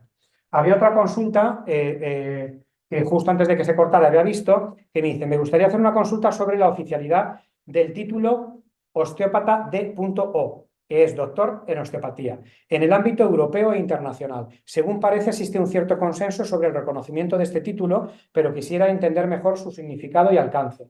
¿Qué implica exactamente el título de osteópata D.O en términos de reconocimiento legal y profesional dentro de Europa y a nivel internacional? ¿Qué pasos deben seguir los estudiantes que finalizan su formación en osteopatía en instituciones como la EMPO para obtener el reconocimiento o titulación D.O? Agradezco de antemano. A ver, siento dar una mala noticia. Las siglas tan conocidas por todos los osteópatas y el sector de años D.O no es un título, no es una titulación académica, son las siglas para reconocer a alguien que es, no como dice ahí doctor en osteopatía, sino degree osteopathy, que es graduado en osteopatía, que es el grado. ¿De acuerdo? Entonces, un D.O es el que tiene el grado en osteopatía, pues de la misma manera que puede ser un degree en fisioterapia, un grado en fisioterapia o un grado en enfermería, son siglas, de la misma manera que todos conocemos comúnmente que la sigla de un doctor es DR. Y uno que tiene un doctorado puede ser doctor no siendo médico. Uno puede ser doctorado en economía y llamarse doctor y utilizar las siglas de DR, o uno puede ser doctor en derecho y utilizar las siglas DR, pero aquí comúnmente, si vemos las siglas de alguien como DR, es médico. Hombre, los doctorados existen en muchísimas facetas porque es una nomenclatura para el título de doctorado a nivel académico, en el ámbito universitario. Entonces, El D.O, como no es un título, a medida que ha ido avanzando la norma europea, ha ido desistiendo. Entonces se utiliza comúnmente pues, porque uno puede decir, pues DO por la Universidad Europea del Atlántico. ¿Por qué? Pues porque tiene esa titulación y sería el equivalente de nivel. Tú luego puedes a su vez tener un máster. Pues entonces también tiene otras siglas para poder determinar que tienes un máster, que es lo mismo de no utilizar las siglas y poner pues, la titulación que tienes, ¿vale? Pero no es una titulación al D.O. Y luego salió hace unos años que intentaron también tener un apogeo que era el D.EUR.O, que sería como el graduado en osteopata europeo. Igual, eso no es un título académico, estamos hablando de siglas. ¿Y qué deben de hacer los alumnos de Escuela EMPO o de cualquier otra? Si han terminado, hay procesos de adaptación. Os vamos a mandar la información o si no, mandáis un correo electrónico a la Escuela EMPO y nos lo van a facilitar y nosotros os vamos a mandar toda la información que hay sobre procesos de adaptación porque hay dos situaciones diferenciadas. Una cosa es el que ya ha estudiado osteopatía, me da igual la escuela que sea, y quiera adaptarse a la norma europea, ¿vale? De ahí hay dos tipos. El que está ejerciendo y es profesional de osteopatía y está pagando impuestos como osteópata, o el que terminó osteopatía, es osteópata y nos encontramos con casos que llevan 3, 5, 6 años que trabajan como osteópatas, pero a efectos de la administración y de la universidad no son osteópatas, porque no están pagando impuestos ni están dados de alta en el epígrafe correspondiente. Entonces, ¿qué diferenciación se hace? Las universidades, no las academias, contemplan procesos de adaptación para titulaciones que se han creado posteriores a colectivos que ya tienen un epígrafe de actividad profesional. Entonces, ¿ahí qué es lo que pasa? Que los profesionales que están pagando impuestos y que son osteópatas presentan su acreditación y sería parecido a cómo va a ser el día de mañana en una regulación un sistema de evaluación y acreditación. La universidad lo hace y tiene procesos de adaptación para esos profesionales. Si uno no es tan activo como profesional en el epígrafe correspondiente, académicamente la universidad lo que hace son procesos de convalidación. Se hace un estudio de convalidación. Imaginaos un alumno de la escuela EMPO. ¿Qué certificado académico personal presenta? El que le dé y firme Antonio. Entonces, ojo con lo que firmas. Entonces, ahí lo que va a decir Antonio es la realidad que habéis hecho. Y es que vosotros habéis hecho un montón de horas de estructural, un montón de horas de visceral, un montón de horas de craneal. Habéis hecho horas de prácticas, con sesiones prácticas clínicas, que otras academias no las hacen. Y todo eso que se os certifica, la universidad lo que hace es, este es mi plan de estudios, con créditos, esto es el certificado con horas, que es equivalente y se hace un estudio de convalidación por equivalencia de contenidos, que eso es el rector el que tiene potestad de aprobarlo y hacerlo. ¿De acuerdo? Y entonces se te va a comunicar en tu caso, esto ya lo has hecho, ¿qué es lo que te falta? Pues como funciona cualquier universidad. Con respecto a que tú puedas tener un proceso de convalidación en academias, no está regulado en ninguna ley, es simplemente que una academia pueda decir, pues mira, no empiezas de cero, pero aseguraros entonces qué os va a certificar. Aseguraros si esa escuela está dentro de los parámetros, porque si hacéis una adaptación y luego vais a OCOE y seguís sin cumplir, o sea, tenemos el caso de algún profesional que tenía diferentes diplomas en osteopatía, ha hecho un curso de adaptación de una escuela y sumando esos diplomas más el de adaptación de esa escuela, no suma lo que dice la norma, pues entonces no le podemos aceptar en OCOE. ¿De acuerdo? Entonces, hay procesos tanto para estudiantes como para los que están activos, pero tened en cuenta que el tratamiento, ¿qué es lo que lo diferencia? El número de años de ejercicio y estar legalmente pagando impuestos. Si no, no eres osteópata, por tanto se tramita como alumno, vía académica. Entonces, para el proceso de convalidación, has dicho que se necesitaban una sola y luego está el dado de alta. Pero el dado de alta, ¿cuánto tiempo? Como mínimo, ¿un año, vale? ¿2, 3? ¿A partir de cuánto? Vale, lo que se marca son 3 años. A ver, 3 años de actividad y ejercicio profesional. ¿Qué es lo que sucede? Que un profesional que está dado de alta, porque ha terminado, va a poder hacer la adaptación con proceso de convalidación. ¿Y para qué le va a ayudar mucho que está dado de alta? Pues que toda la atención de prácticas con pacientes reales vamos a poder hacer el convenio con su centro que está legalmente dado de alta como osteópata para poder utilizar las prácticas de sus pacientes y poder validarle. De esa manera, no ir por la vía académica, no tiene que cerrar su consulta y tener que estar viniendo por las mañanas a hacer prácticas con pacientes en nuestras áreas clínicas. Es una ayuda que se da al profesional. Pero para de alguna manera cumplir el requisito del proceso de adaptación para osteópatas en activo con más de 3 años de ejercicio, que hay que justificar tanto en formación como en vida laboral, se marca en 3 años. Pero en la práctica nosotros estamos ayudando a la adaptación de que el que está dado de alta, aunque lleve 1 año, le metemos en el programa de aprovechar sus pacientes, porque si encima tiene que cerrar su consulta, que es de lo que vive, pues entonces no estamos ayudando al colectivo a adaptarse, lo que estamos haciendo es que cierre sus consultas. Y si en vez de estar dado de alta en el epígrafe, está contratado como osteópata o está en estas cooperativas Sí, que hacen algunas asociaciones sí. para pagar menos, A ver, ¿también cuenta? lo que cuenta legalmente ante la universidad, porque pensad que estas adaptaciones, si hablamos ahora de la universidad, ¿qué es lo que van a mirar? Que acredites formación, eso en todos los casos, para validar la convalidación por equivalencia de contenidos, y 2, la justificación y acreditación profesional. ¿Cómo se acredita hoy legalmente tu actividad profesional? Con tu vida laboral.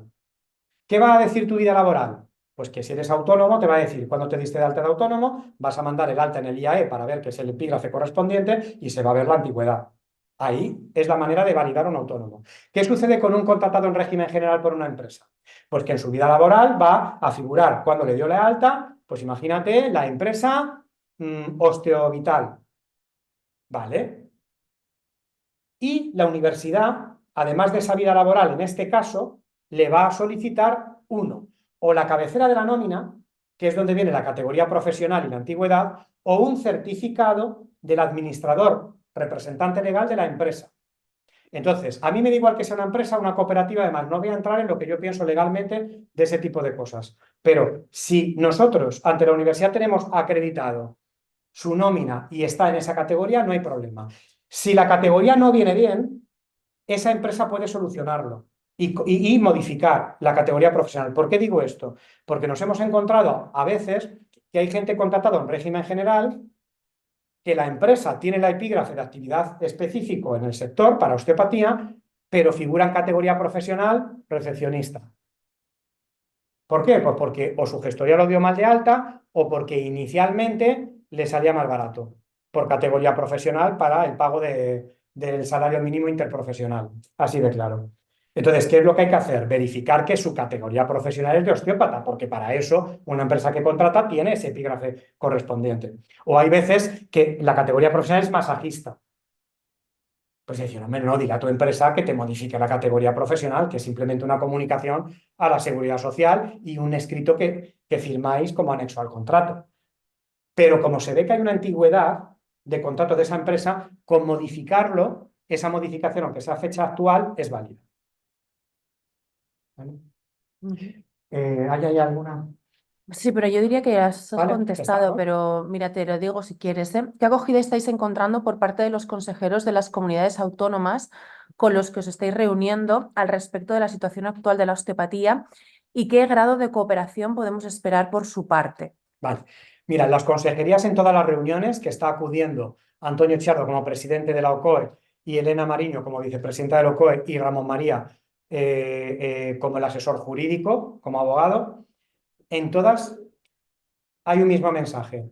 Lo primero es como estos vienen a pedir algo y entonces es que yo no tengo competencias en esto. No, si ya lo sabemos. Si las competencias se trabajan en otro sitio, porque las consejerías no tienen competencia para la regulación. Que lo que venimos es a intercambiar información sobre la situación que hay en relación a la osteopatía e informar detalladamente. Y cuando se informa detalladamente, ¿qué acogida va a haber?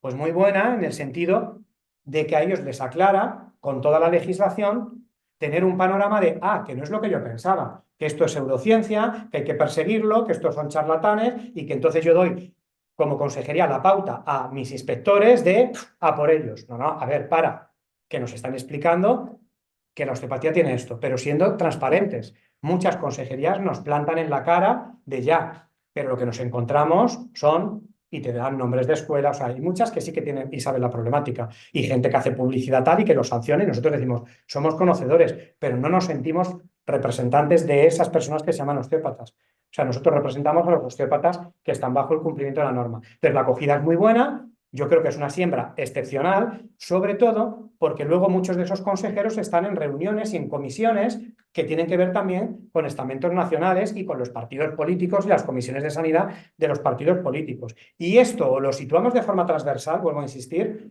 o entonces no va a haber una solución. Vale, y una última pregunta, ¿qué epígrafe era exactamente el que se necesitaba estar de alta? Vale. Que también lo habías dicho. Si es pero bueno. el epígrafe de actividad económica profesional, como autónomos el 841, como empresas el 944 y en el CENAE es el 8690, otras profesiones sanitarias. Ojo, si luego algún profesional osteópata, aprovecho para decirlo, se dedica a la docencia, como autónomo, de manera adicional, tiene que dar de alta otro epígrafe. No le vale este. Este es para tratar personas, no para dar clase. Lo digo porque luego puede haber problemas en ese sentido, porque uno piensa, pues me vale, porque total, yo enseño la osteopatía. La actividad docente es una y la actividad de atención de pacientes es otra. ¿Vale? Perfecto. ¿Cuál es la actividad docente? Esa de memoria no me lo sé. Es el de otras formaciones, pero el número no lo tengo registrado. Pero me manda su WhatsApp y lo Sí. mando, ¿vale? Bueno, dar las gracias de nuevo. Lo teníamos previsto hasta la 1, hemos empezado un poquito más tarde, o sea que Sí, hemos está terminado en perfecto. hora. Ujú. Espero que, como era mucha información, haberla concentrado bien. Quedamos a vuestra disposición, se mandará la grabación y por mi parte, bueno, pues dar las gracias de nuevo a EMPO y que tengáis buen sábado todos. Sirve de precedente que ya hay osteópatas que terminaron en EMPO, que son miembros del OCOI, que han terminado ya el máster y están exentos de IVA. O sea, ya hay personas que han cumplido con todos los requisitos, ¿de acuerdo? Sí. Y nosotros mismos, es decir, presente, voy a hacer el mismo recorrido para Algunas asociaciones que metían miedo, como el tiempo lo pone todo en su sitio, dijeron, pues ya verás tú el día que hay una inspección. Os digo, en Cataluña, al igual que en otras, se han hecho inspecciones ya por Hacienda. Se ha verificado y se ha confirmado la exención de IVA. Que algunos decían, cuando lo vean, te van a multar, van a retroceder, te van a poner una sanción. No, no, no. Pero claro, siempre y cuando os haya dado este contexto de esta no COE, cumple la norma, etc. Yo tengo varios compañeros que llevan, no lo han hecho con vosotros, con mucha gente, cuando yo los conocía, y ya llevan 2 o 3 años sin pagar el IVA. O sea, que ya tenemos el precedente de que es así. No es algo que está por venir, ya se puede. ¿De acuerdo? Perfecto. Perfecto. Pues Venga. muchas gracias a todos los que habéis estado conectados.